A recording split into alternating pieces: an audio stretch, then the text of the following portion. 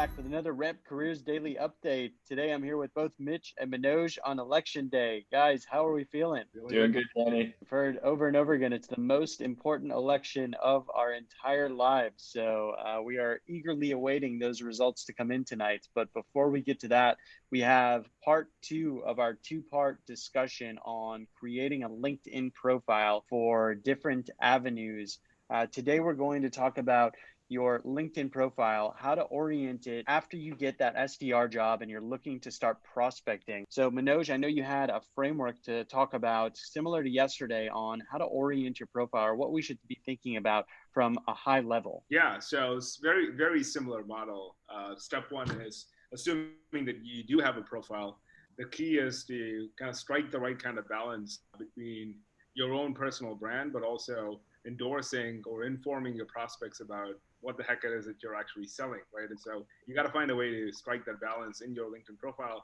And I think there's also a slew of settings that you need to configure within LinkedIn to ensure that you're primed for success for whenever you choose to start prospecting using LinkedIn. So that's step one. Step two is once your profile is ready, it's primed for prospecting, how do you actually go about using LinkedIn as a channel for engaging with your prospects? What are the things that you should do? What are they not do? That's kind of step two, but very similar model. And maybe I'll pass it back on to you, Danny, about priming your LinkedIn profile. How do you think about it? Do you have any examples of good profiles in mind? That's great. So when I think about priming my LinkedIn profile, I like to look at examples of successful SDRs that have done this well, successful salespeople that have done this well. And I want to highlight one of our favorite salespeople in the world today, Sarah Brazier. Sarah has oriented her profile to success for a few reasons. I'll talk about some, and then I want to kick it to Mitch. I know you have some as well. But what Sarah does really well here, and I hope we're not embarrassing her too much, is she has an awesome header picture that's exactly on point with her company. She has a professional picture in general. It's obviously a professional headshot. Color scheme matches the background. The background matches her company. I can tell she's all about Gong. She set up a few other things to make her stand out a little bit. She has an emoji here, which is not typical on LinkedIn, but definitely makes her stand out from the crowd. She's activated this little speaker right here, which allows you to hear her voice and hear how she communicates her name. And she has pretty much everything else filled out, right? She has an about me section that's filled. She has a featured section chock full of content specific to things that she's working on now and has worked on in the past. She's active on LinkedIn. So she comments on other people's posts. And then when you get down to her experience, this is where I think she really stands out as well. All of her experiences line up in a nice rounded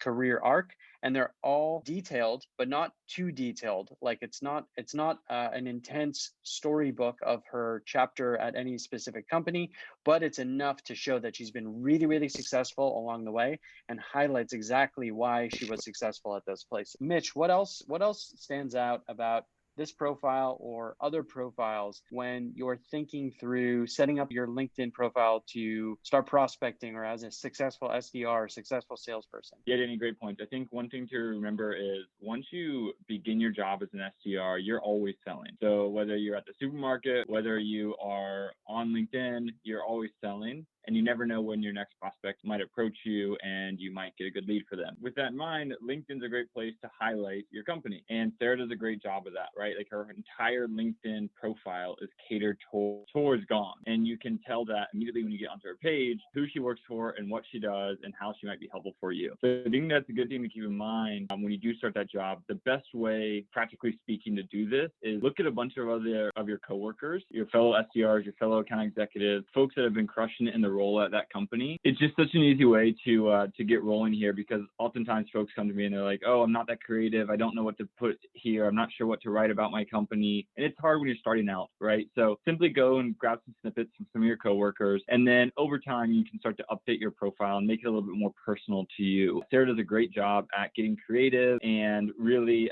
letting her personality shine through in this profile, which I think is awesome. A couple other quick tips here.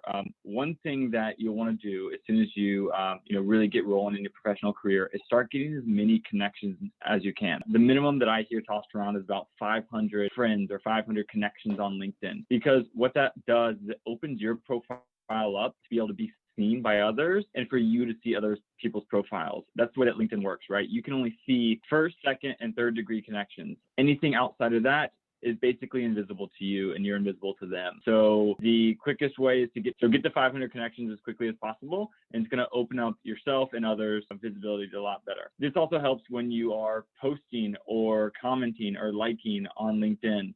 So what you want to do, and you can see if you go check out Sarah's LinkedIn pages, she's got a lot of activity. She's like a daily poster on LinkedIn, and she's also liking and commenting on other people's posts. Sarah does a great job making these posts read extremely personable.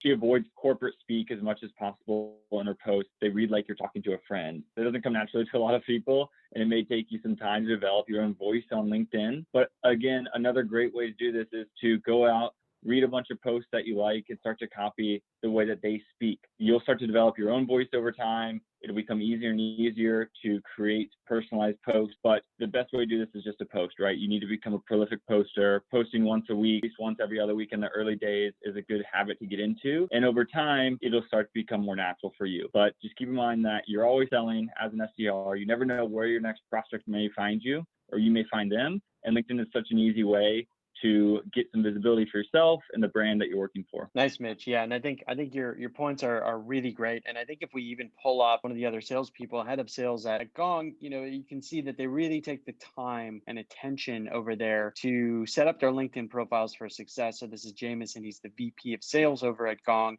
He does the same thing, right? It's the same kind of header banner. He's got a very professional looking picture. And obviously, in his feature segment here, it looks like he's got a Gong explainer video, and then his activity similar to Sarah's. He's gone through and he's taken the time to post about Gong, post about other folks, and then obviously comment and like other folks' LinkedIn posts as well, which only circulates or helps his profile get the name out. So it's clear to me that Gong really does take the time and the energy and the care to curate the LinkedIn profiles of the folks that work there, especially on the sales side, because they do realize that it's a pathway to success to kind of build momentum, build brand recognition. So cool. So I think we've exhausted the LinkedIn branding, how to orient your profile as an SDR, as an early seller for success. Again, there's tons of great examples out there. So it does even help one more thing you can do is just search on LinkedIn. If you see profiles that are oriented like Sarah's or like Jameson's or like folks at Gong, you feel free to copy their template. Feel free to orient your profile just like theirs, and you'll be primed for success when you start jumping into your role. Again, it does take time, it does take energy, and it does take effort and a bit of nurturing to get your profile to where it needs to be. But if you start early in your career as a salesperson, you'll be able to develop both a personal brand and help yourself prospect on LinkedIn. For Mitch